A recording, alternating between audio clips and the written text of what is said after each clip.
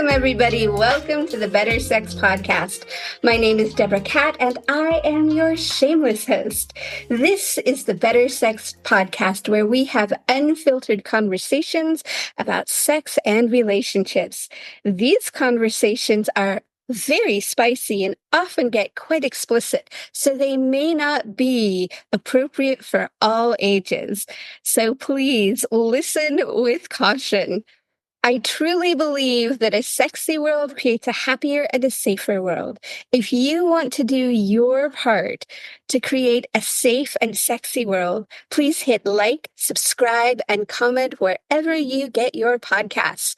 I am very excited for our guest and our conversation today.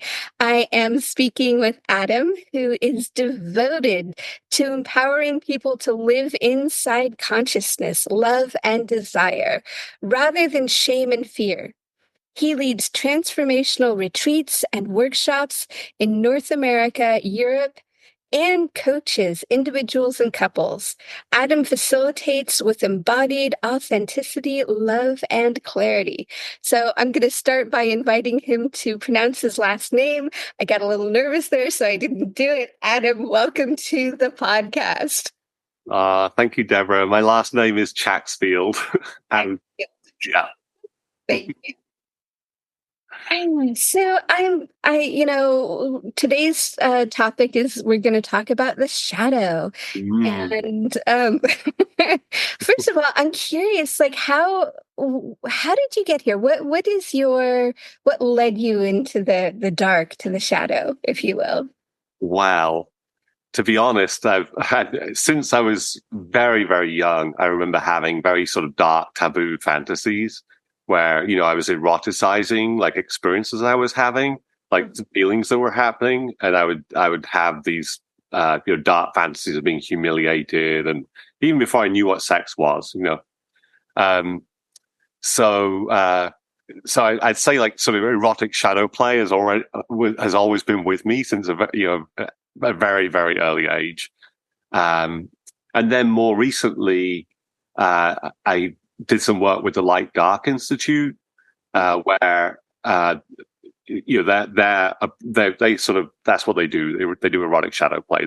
They're using eros to bring to light the shadowy parts of ourselves, so to bring them into consciousness, into love, into eros,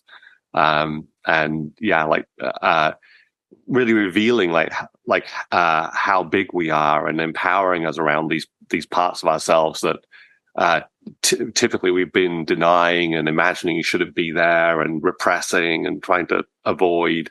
So it's such a relief when we allow these parts to be seen, to be played with, to enjoy the erotic juice that's in the shadow. Thank you.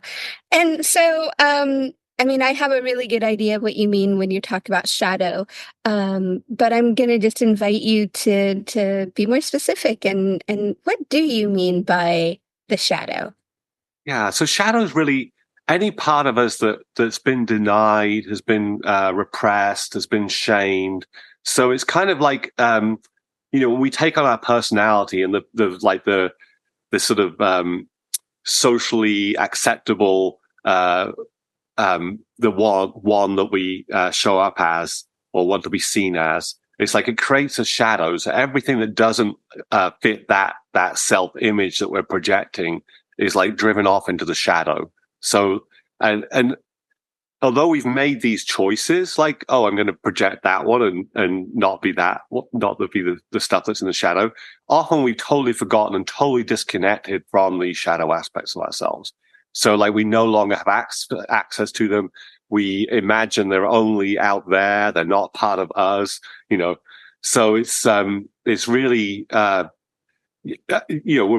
actually unconscious there. We actually don't know like these parts of ourselves. And often these parts are like trying to get their needs met and trying to they're trying to like do, assert themselves, but we're unconscious and we just have like all these sort of cover stories for them. It's like, no, that's not happening. No, it's something else, So we just have these explanations for what we're doing and why we're doing it. but like deeper down, there's things at play that we're actually not conscious of typically. Can you give an example of one of these parts that might be in the background and what we might be projecting instead? So like, I mean, a typical one, right, is anger. A lot of people repress anger, and it's like, no, I'm not angry. No, it's like,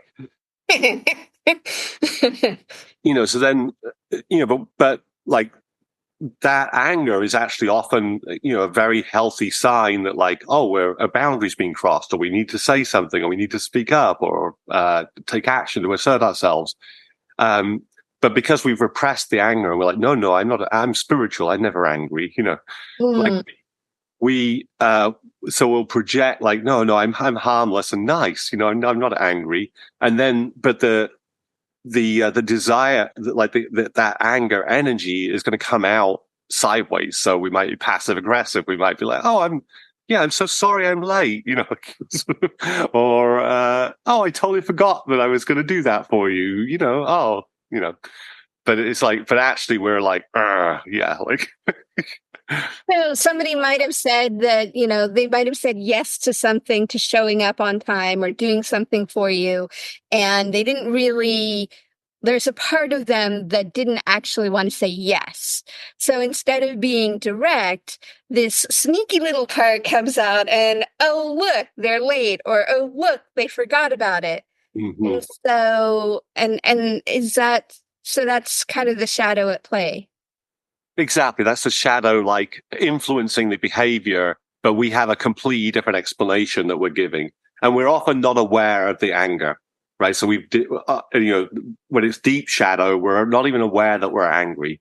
We're just like, no, I just am late. Like, it's just like, no, all these things happened and they took priority. And, we're not aware of like the fact that like, actually we didn't want to say yes. We have some story that comes in. Well, no, of course I should say yes to this because a good person would say yes. And I'm a good person. So therefore I say yes, but actually like, the energy is like, no, I don't want to do this.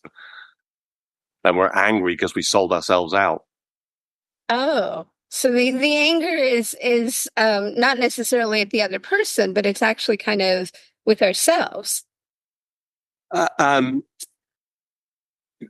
I mean, it's what is the anger directed towards? I mean, the anger is like it's like it can often be resentment, right? Like, so it's like, we might direct it at the other person, but really if we've said yes, like the anger is really, it's like to liberate us from the story, the shame story that has us say, you can't say no. You're not allowed to have boundaries. You're supposed to say yes when the person asks you this, because you're a good person and you say yes when somebody asks you for something reasonable that you can give them. Yeah. So I'm curious if you wouldn't mind sharing a little bit, like, how this work has, how it's transformed you, or how it's transformed people that you've worked with. Yeah, it's so this work can be so quick and powerful in terms of like the liberation that it enables. So there are, for example, with anger, this is one of my early experiences. Was I was really angry at someone, Mm-hmm. and I was trying to process the anger, and I'd always had this like, oh, it's so hard for me to like feel anger, and am I done with it yet? And I'd like, like punch pillows or whatever, and like, and it's like, can I process this anger? It needs to be expressed. I know, but like, is it done yet? Why am I still angry?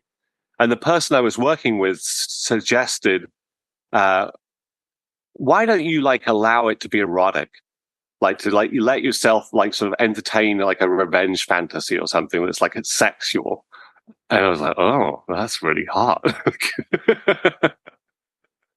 And then I imagined like punishing this person in a sexual way, and it was like, oh, so delicious, And it was like suddenly, oh wow, this anger energy is like it's like power. It's like good energy. It feels good. It totally switched it from like, this is something that you're not supposed to feel. You're just supposed to get rid of or process something, to like, no, this is actually life energy. This is my power. This is like, this is good erotic energy. And,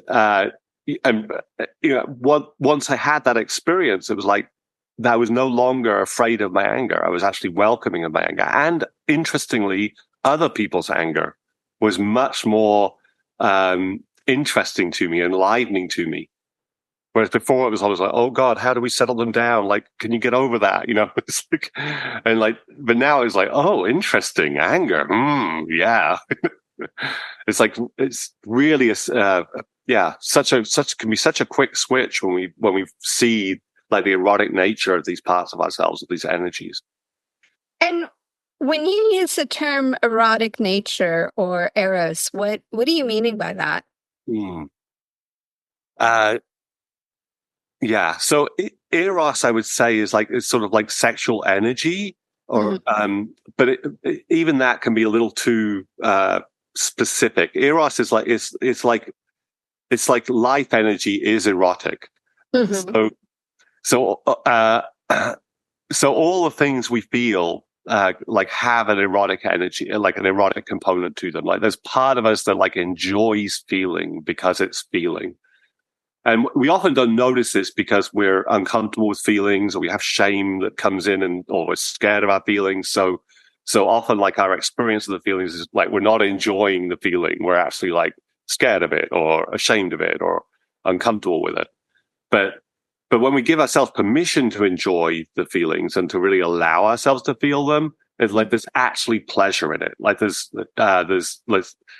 and it can be quite sexual pleasure. It can certainly like, be expressed erotically, expressed sexually. But even if it's not, it's like there's still an enjoyment that we're feeling just because we're allowing ourselves to feel life energy, to feel erotic energy moving through our bodies. Beautiful. I love that. Yeah, in Tantra, when we talk about like, the eros, it's, creative energy, talking about, because it's the same energy that creates life or, projects or whatever. And it is that very alive, it is that energy that gives us the feeling of aliveness, that gives us the excitement that goes with it. So I'm Yeah. curious, like, I mean, I think also if we look at it like the opposite way, if we say like, uh, like just be good, just be a good, quiet, equanimous person, like, so it's like you sort of, oh, I've got to like stop myself from feeling, like I'm not allowed to feel, like how that feels like there's so much the enjoyment of life energy is like not allowed. When we put ourselves in a, like, no, these feelings are not allowed to be here. There's something bad with them. So like we constrict our life energy, like there's tension held in the body. That's like, oh, I mustn't feel these things. It's like totally different from like that open, like, wow, yeah, I can feel all the different energies and feelings. I'm available for them. I can be sensitive. I can cry. I can shout. I can jump around. I can just feel all these different things moving through my body. and why do you think that it is such a, taboo to look at or explore these energies and these feelings and experiences? Yeah, I think it happens, very early on, that we get messages from our parents, our caregivers, that energy is not welcome. When you show up that way, like I'm like bad things are going to happen to you. so we very quickly learn like, oh, like I get love if I show up this way. I get other kinds of feedback that I don't like if I show up the other way. So we start to like make these parts of ourselves wrong. We deny they exist. We hide them. We shut them down. We constrict ourselves to not feel them, to not express. And that just becomes, that those processes become solidified and like patterns. So we have just patterns of like, yeah, I never express this feeling. I'm never allowed boys don't cry. So like, I'm never going to like show uh, upset, or I'm never going to like to cry. I'm never going to allow tears. I'm going to hide it all. So So it's like, hearing you say that, it's like, oh, okay. So when, for instance, with boys boys don't cry, it's like crying is vulnerability, it's softness. And so instead of showing that, they, the acceptable emotion for boys and for men is anger. And then when, I know this happens with my clients quite a bit, is it's like they see that anger not well expressed can be damaging and dangerous. So they shut that piece down. So now they can't be vulnerable and they can't be angry. And it's really a constricting place to be. Yeah, and we just become more and more shut down. Yeah, it's like the energy's not allowed to move through the body. We just sort of live in the mind, and like we're sort of confused because we don't have access to the information in the body. So we're just like trying to figure everything out with the mind, and and like we're not really able to live. There's like this distance from our experience because it's like because we know that our experience is not the way it's supposed to be. That's bad. There's something wrong with us because we have these feelings that are not allowed, that shouldn't be here. And that's all shame story. That's all false. All our feelings deserve to be felt, deserve to be seen, deserve to be loved and embraced. All. And so when someone starts to kind of notice like, oh, I've been putting this in the background, and they start to think about like, well, I want to do something different. Like, what are some of the safe or I don't want to say acceptable because acceptable is not always, fully expressed. But like, what are some of the ways that people?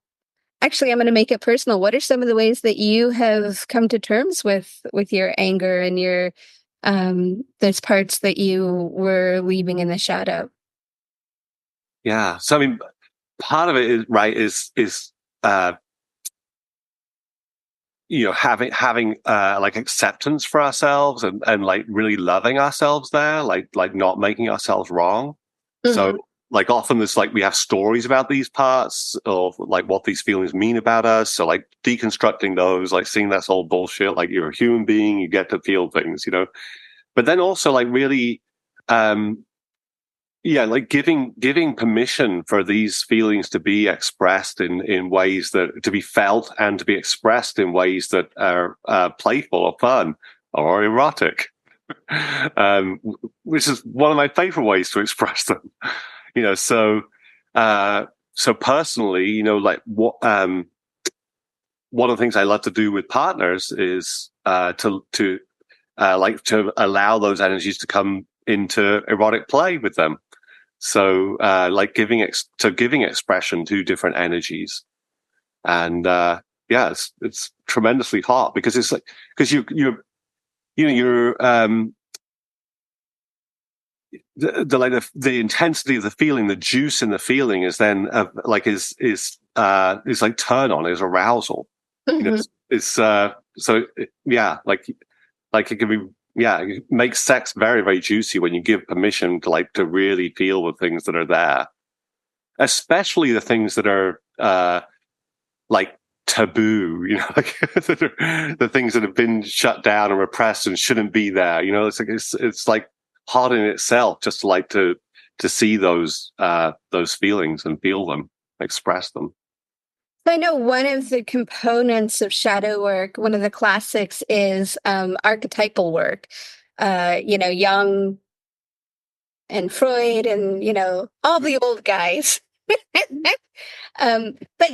that, I think that's a really powerful way to think about some of it. Can you talk a little bit about about some of the archetypes? Yeah. I tend to be a little more organic with that because there are archetypes, shadow archetypes and so on. But the thing is, all these are made up, right? Ultimately, like there's all kinds of different flavors and shades of things inside of us. So it's really like getting to know ourselves. And I encourage people to sort of name the parts of themselves if they want to, but it's not to constrict our sense of ourselves to any particular vocabulary of archetypes. Mm-hmm. It always feels constricting to me. I mean, it's like what's actually here, like what's actually true for you. And there's I mean, my sense is more like it's a bit more like sort of like the tantric god and goddess. It's like, but they're not as like the archetypal god or goddess, but like it's like, yes, you're the god that like has access to all the possibilities within us. Like it's like infinite possibilities within us. So, and one of the ways we can see that, right, is through empathy. Like, can you feel this? Like, so if somebody is able to give expression to some aspect of themselves that you're not able to, or don't have a lot of access to, it's like opening to them can often be a way to like, oh yeah, I know that part of me. It's like, and then you can bring that one forward. Can you say a little bit more about what you mean by that? Like the way that people can sort of model for us, like different expressions. So maybe like I'm like really disempowered. I don't have access to my power, and then I see somebody who's like modeling like access to power. It's like, oh, like can I find like what that is inside myself? Oh, right. Yeah. Oh, I can feel what it would be like to have that kind of power. Oh, yeah. Like, and then of course you do have that power, right? Like, yeah, that's something you have access to.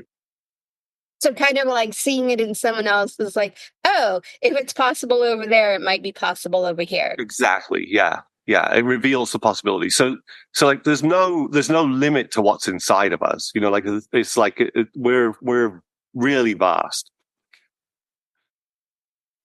And how does the shadow work link to some of your past works? Yeah. So, yeah, I mean, there's different sort of layers to the work. So, yeah, what do I say here? So, I guess, one way to conceive of it is like, it's an aspect of erotic embodiment. Like, it's really hard to embody, eros if we're like shutting down all the life energy in the shadow, so giving permission, and often this sexuality itself has been shamed so much that it's like, it's a shadow place. Like the one that wants to have sex, that likes sex, is already sort of driven underground and denied. It's like, no, like. Especially in many spiritual communities, that kind of sexual energy is that's not the way to create connection to spirit. And so there's, and I know that that's a place where you've spent a lot of time and done a lot of work, is in meditation and spiritual communities. And so I'm delighted that you've come to the dark side. But Right. I'm just kind of wondering if you can make a little bit of a bridge from the work that you have been doing, and like, how is it evolving? Because clearly you're very passionate about this work right now. I am. Okay, so let's start. I would say it looks really good on you. Thank you. So, my work is sort of based in non-duality. So, and as I started sharing non-duality, it became very apparent as well that like this needs to go all the way through the body. The whole system, is being invited into this this space of freedom. And shadow play is like a way to allow that integration. So like, to allow the sort of full embodiment, and the freedom that non-duality points to. So, to really have the range of experience available to us, so we don't have to like imagine ourselves as the small identity and like continue to play those patterns and deny all the rest. We can actually have access to all the full range of experience and expression. And then, when we know all these parts of ourselves, we're at a point of such empowerment and choice, right? So we know like all the different parts of us that are here, and we choose to come from the place that's like most true for us, most alive for us. You know, it's like there's a tremendous freedom there, like a realized sort of embodied freedom. So I just want to step back for a second because I want to make sure that our listeners, um, can you explain what non-duality is? So In a nutshell, in 30 yeah, I'll have a go. I mean, a lifetime practice. Non-duality is the simple pointer for non-duality is like that everything is made up. So the ways that we classify this or that, with ways we divide up and explain reality are fabricated. They're made up. So like, what is this before we give it a name? Before we decide there's a self and an other, and divide the world in all the categories we've got in the language. What is this? And before that, that's what we call non-duality. So it's the non-thing that allows for all the things to be created out of it. Awesome. And includes all the things. So so some people call it nothing. It could be nothing, the open space. Mm-hmm. But it's not denying like everything that is. So it's accepting what is and not necessarily creating this is good, this is bad, this is yes, this is no, this is me, this is you, but actually being with what is, without actually making a lot of judgments about it. Would that be accurate? It's it's sort of like seeing that's like the ultimate truth in a way. Mm. So the truth, before we start creating ideas and beliefs and systems of practice and so on, there's a starting point where like it's just openness. It's just like, yeah, what is this? Yeah, and it's like, who the hell knows, right? And then we project meaning onto it, and we say, oh, I'm this kind of person, you're that kind of person. Let's have fun, and and all the ideologies and beliefs and cosmologies and so on are all made up. They're fabrications from this sort of essential non-duality, which doesn't mean they're bad. It doesn't mean we shouldn't do that. It can be very useful, enlivening, helpful, all the good things. But it's not the ultimate truth, because anytime we say what the ultimate truth is, we've always created a shadow. If we say it's this, well, what about that? We've divided reality into like, oh, this is the truth. It's like, well, what about the shadow? What about the other? So yeah. Oh, go ahead. Yeah. So it's a way of relating to language and thoughts and beliefs and ideas and so on. That's like, it's very free. So we don't have to be. It's not like we're seeking like, what's the ultimate truth? What's the ultimate purpose? What does God want? It's like any answer we give to those questions is always limited. Like the real truth is always beyond anything we say. It's always beyond anything we could say. And so then I'm curious then how does this new evolution I guess build on what you've been doing in the past, or shift what you've been doing in the past, or catch me up. Yeah. So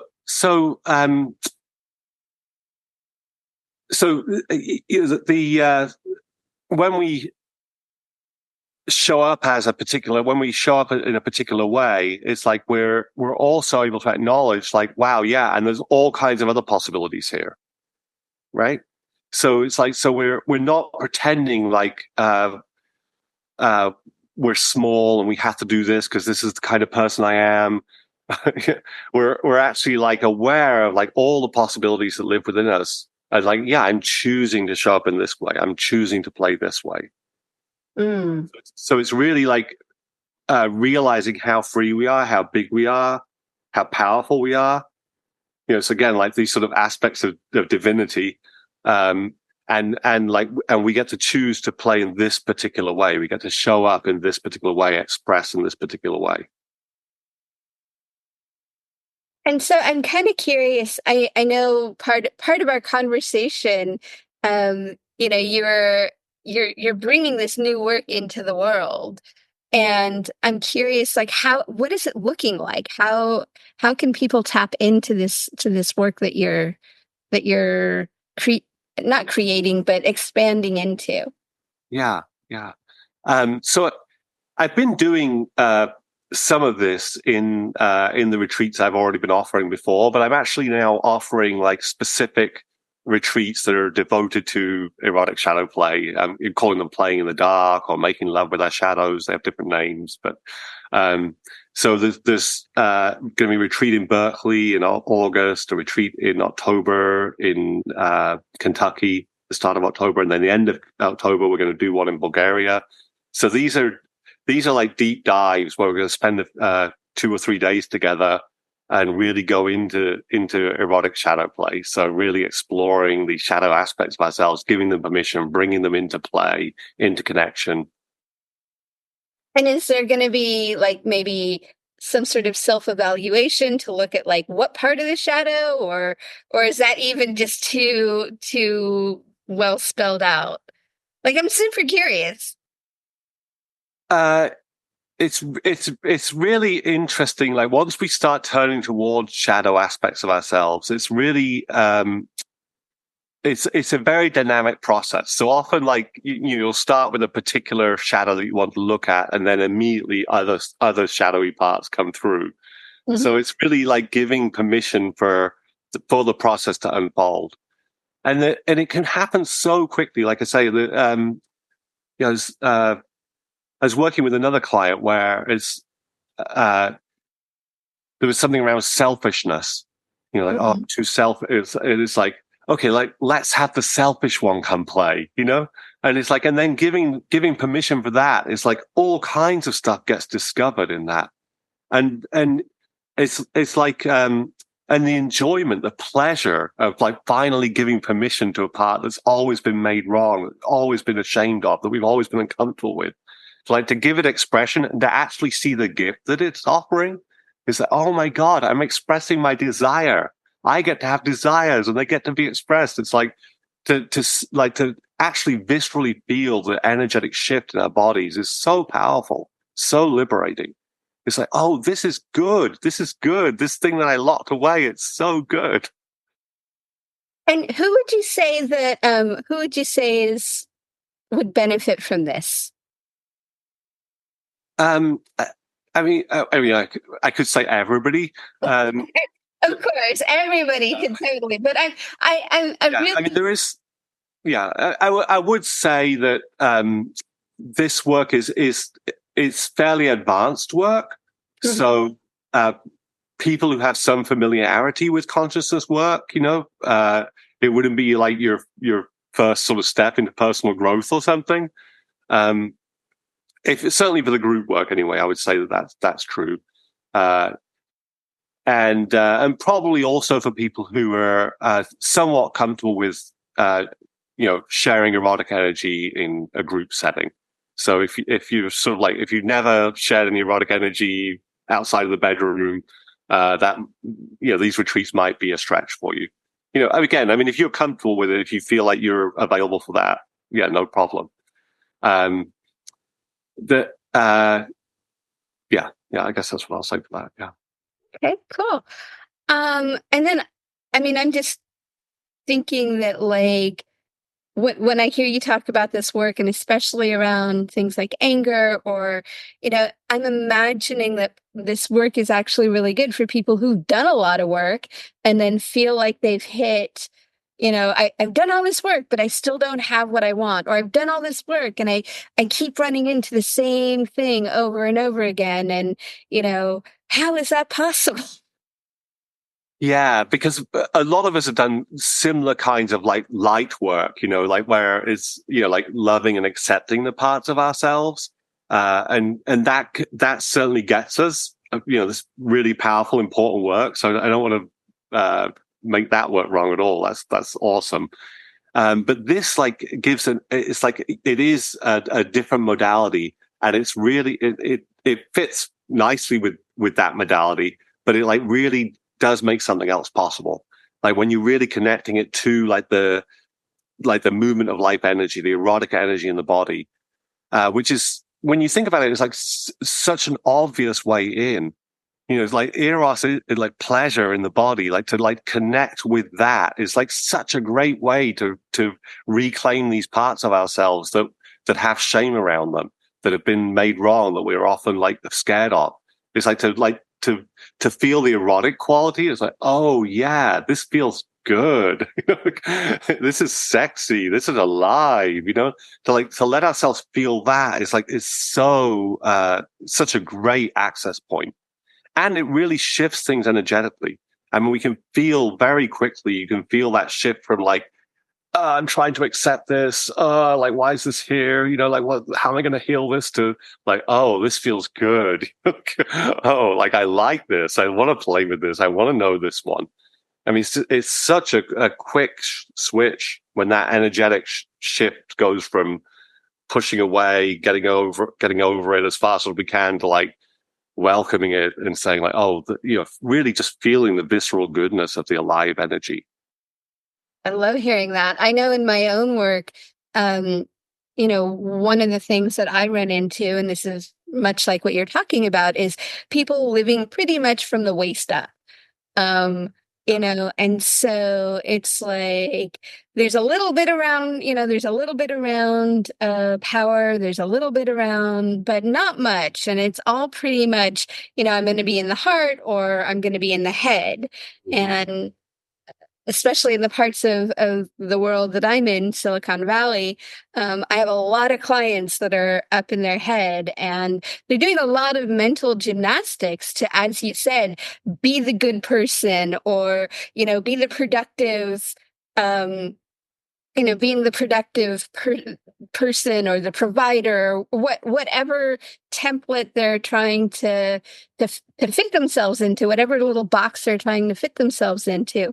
And then once they're allowed to, or encouraged to, or maybe pushed into, depending on what day it is, lower their attention down into, the power center and the anger, the creativity and the sexuality, and, into like really grounding into that first chakra, to that, like, I'm here and I'm allowed to be here, and there's no mistake that I'm here, and really like finding that root. Sounds very similar to the work that you're describing. Yeah, totally. Yeah. I mean, it's really like, like coming to connection with the erotic energy, with the sexual center, like, and the, like, all the juice of life, like, is available there, and if we shut that down, it's like you say, we're living from the waist up, and it's like, it's just like the energetic system is like so contorted and constricted. But like, once that opens up, it's like, it's a totally different energetic system. I mean, it's like, we can feel like the inspiration, the juice, the aliveness moving through us. We're allowed to enjoy it. Absolutely. What would you say is something that people get wrong about this work, about shadow work? I think, I mean, one of the things I notice comes up, like, people object to it as like, well, if you give permission to these bad parts, then they'll just run amok. They'll act out in terrible ways and do terrible things. And what I've noticed is like exactly the reverse is true. Like, the more conscious we become of these parts of ourselves, like if I know the murderer, the violator, the violent destroyer, if I know these parts of myself, like I can feel them. It's like I'm conscious of them. It's like, then I'm like totally at choice around them. But what happens typically is that we deny all these. No, that's other people have that. I don't have any of this. And then if that starts to surface, we're like, oh my God, am I that one? Oh my God, I thought I was this, but no, I might be that one. And like, there's this identification that can move back and forth between the part that we were supposed to be and the shadowy part that we know we're not supposed to be, and actually that's a much more dangerous situation. And often the shadowy part we're only going to allow the shadowy part to be expressed if we go unconscious. So like anger, for example, people will only allow anger to be expressed when they totally lose control. They just can't stop it anymore. And they just go, it's just crazy, run amok, and they're like, oh God, what did I do? I've got to shut that down even more, But actually, if you give permission for the anger and you develop a happy relationship with the anger, like a loving relationship, a vital relationship with the anger, erotic relationship with it, then you can express it totally, you know exactly what you're doing. You're totally there with the anger and you're like, yeah, I need to say this, you're able to actually really own these energies and to be consciously present in their expression. And I think that's the thing is you can be really conscious with these places. And then they don't have to just show up unconsciously, like when we lose control and can't stop it anymore, and now all this energy is running amok. Well, and I think that's where, someone like you comes in. Is it's like you are creating a space that is safe for that person to explore the anger and to do it in a way that they may not know how to let the pressure valve off. And so and so it's very helpful, I think, to do this with people. Yeah. And even more so, my own experience in working with people and this kind of energy is having it witnessed and approved of and loved and given a job. Because all of these parts of ourselves, as you said this earlier, it's like all of these parts were developed in a strategy to either keep us safe or to keep us safe, whether it is, this is the way that I need to be to fit into the world. This is the way that I need to be to be loved. This is the way I need to be taken care of. And as you said earlier, these parts of ourselves are created at a very young age. Mm-hmm. And so, when we can, as adults in a safe container, go back and look and maybe even feel and have some approval for that. Because oftentimes those that were around us at those tender times, they weren't any more integrated and than we were at that time. Right. Yeah, exactly. I mean, it's like our shadows are sort of a reflection of our caregivers' shadows very often. It's like the stuff that they couldn't hold is like the stuff that we had to bury. Mm. Yeah. And yeah, I mean, I love what you're saying about that. And like that being witnessed, being met with love and also with desire. I mean, this is the thing with erotic shadow play is like you actually get to experience like, oh, you like this energy. Because it's like when it's being expressed erotically, it's like it's hot. Like people can enjoy the play there. Yeah, it's like I remember I had a couple I was working with, and there was the woman had they were talking about opening up the relationship, and the woman in the relationship was very upset about like having shut her sexuality down for her partner, and now he was wanting to open it up. And so after we sort of did the loving and the holding of the different pieces there, it was like the anger that she felt so much shame around feeling angry about that. Mm-hmm. I said, if I was you, I would tell your partner a revenge fantasy. And she was like, oh, and she shared like, yes, I'm with a very rich man and you're waiting for me. It's just, and he was like, oh my God, that's so hot. So she got to express this part of herself, but she had all this like discomfort around and shame around. And she got to express it in an erotic way, and her partner loved her. It was just like, oh my God, that's so hot. That's so powerful. So did they go on to open up the relationship, or did they play with each other for a while in that energy? I mean, they definitely played with themselves with that energy, and we were on retreat actually at the time, and her, I mean, it opened everything for her. I mean, she was like so free, like I'd never seen her before. I mean, it was amazing. She gave us there was so much permission that was like now allowed for like the parts of herself that had been tightly held and weren't allowed were now given permission and seen as beautiful and desirable and good.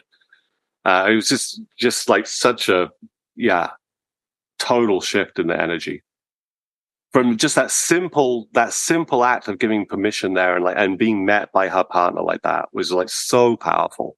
Mm-hmm.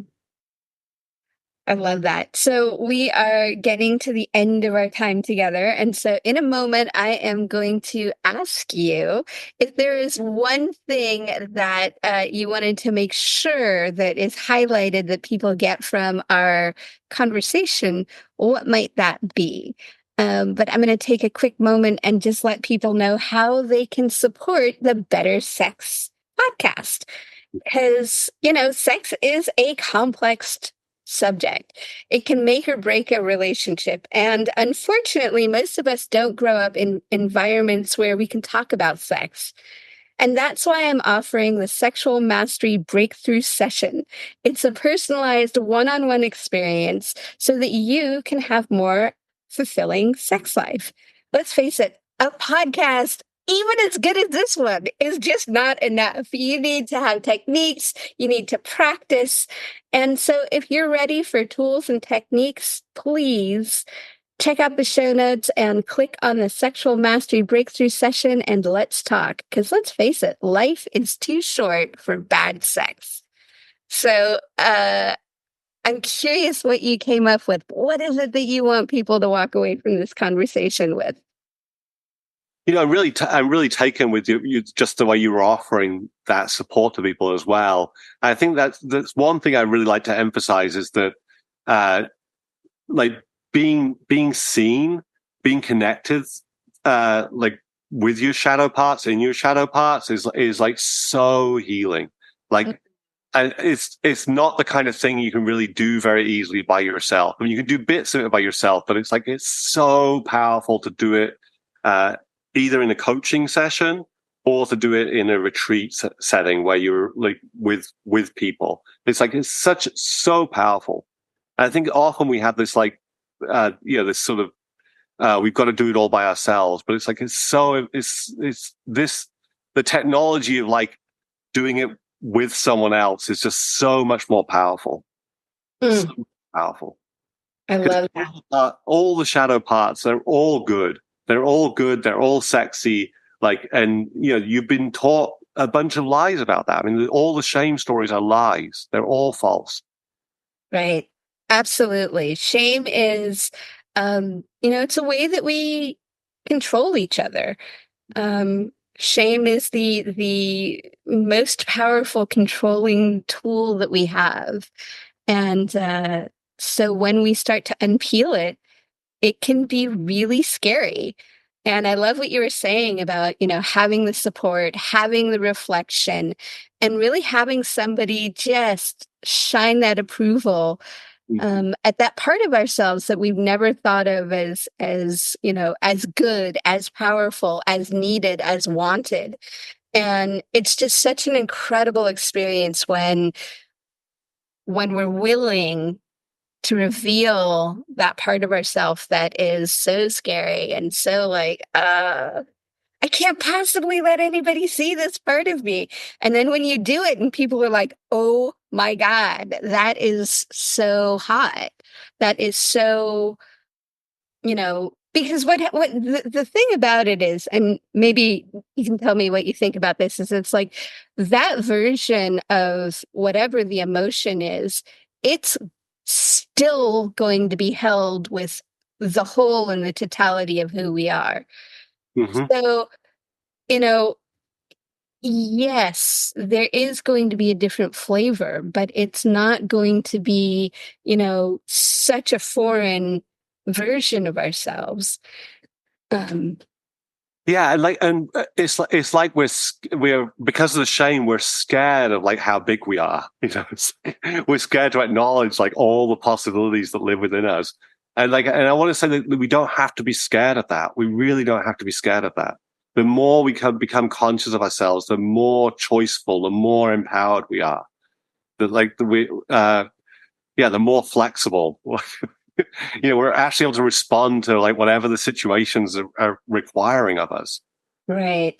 And, it goes down, it shifts from shutting down to calibration, or at least this has been my experience, right? Yeah. Like we learn how to calibrate, not because we want to do anything different, but because we want to connect with a person. Mm. And, when we are able to calibrate, when we're able to actually feel each other, and we can't feel each other if we're busy hiding. Yeah. So I think that's yet another good reason to go there is it's like, the more that we can actually allow these parts, the more we can be felt. Not only are we feeling ourselves, but we're feeling each other. And, I know as somebody who spent a lot of time putting my attention on how to feel other people, it's like we can feel when all of that stuff is sneaking out the sides. Totally. Totally. Yeah. and and it allows for more connection. So, oh my God, this is such a great conversation. I feel like we could definitely go on, but I do want to give you the last word. And so, is there anything more that you want to say and let people know where they can find you? Yeah. And my website is adamchacksfield.com. So it's just my name and then .com in the end. I'm available to meet with people one-on-one. And like I said, I have these retreats happening in California and Kentucky and Bulgaria. And really love to support anyone who's interested in exploring this. Beautiful.